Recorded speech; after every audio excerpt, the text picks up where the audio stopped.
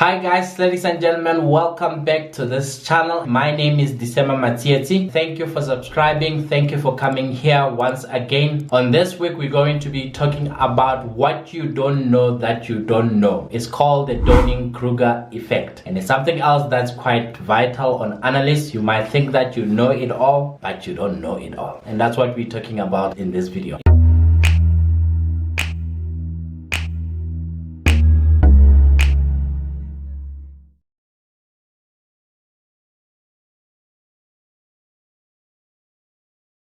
In the olden days, I did a course, I think it was called Investing in Excellence, and they speak about something called scotoma. It's an area where you don't know that you don't know something. And that area is what we're going to be looking at, and it's quite powerful, where you discover that there's things that you don't know, but you did not know about it. And how is that relevant for us as analysts? Let's say, for instance, you go out there and you call yourself the best analyst in the world, and the small portion is what you know in analyst, and you think that this is a total of what the whole analysis is. You'll be thinking, I know almost 90% of everything else that has to be known in analysis. I'm ready to start a job. And you go out and you do job interviews. It's only when you go into job interviews and you meet with people that have been analysts for a long time, then they scale you based on what they know. They know a bigger portion while you know a small portion. And in your mind, you thought that the world of analysis is just small. As long as you know Excel, you know SQL, you're good to go. But now they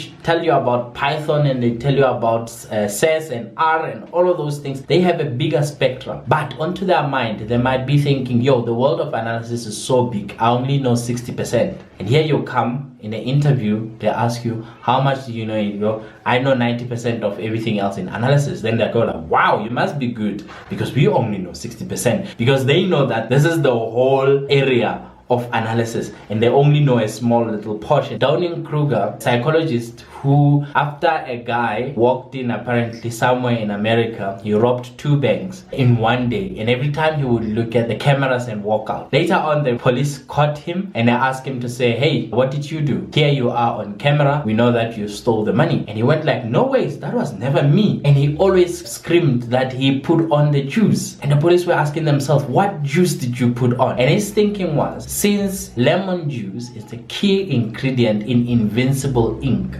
when he splashed his whole face with lemon juice, he should be invincible in front of the cameras. But he was totally wrong, because the cameras could pick him up. But his area of knowledge, in his case, was based on invincible ink. He thought that you could just go into the invincible ink, take the key ingredient on invincible ink, put it on skin, and you are ready to go. Boy, was he wrong. So the police caught him, and the psychologist Dunning-Kruger started, thinking about, making up a test where he took first-year students and he broke them down into percentages. Others, he made them feel like they are the best. Others, they made them feel like they are others that are still the best. And those ones that were made to think that they were the best, yes, they thought that they were the best of the best. But the other ones thought that there's more that could be learned, other bigger avenues that could be explored, even though they have a much higher grades compared to the ones that think that they're the best of the best. So that's about it. In terms of analysis, how do we make sure that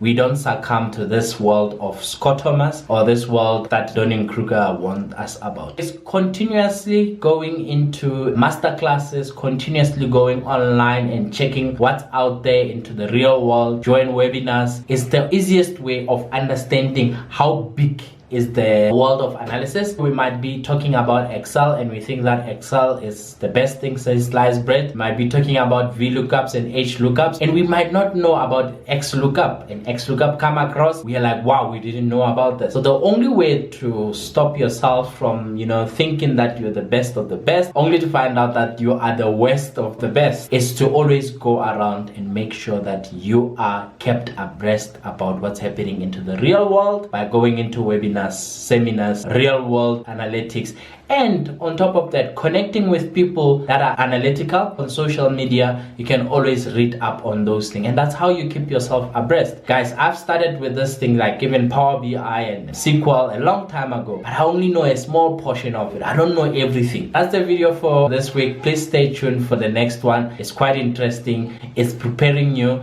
towards getting that job interview. That's for next time. Cheers.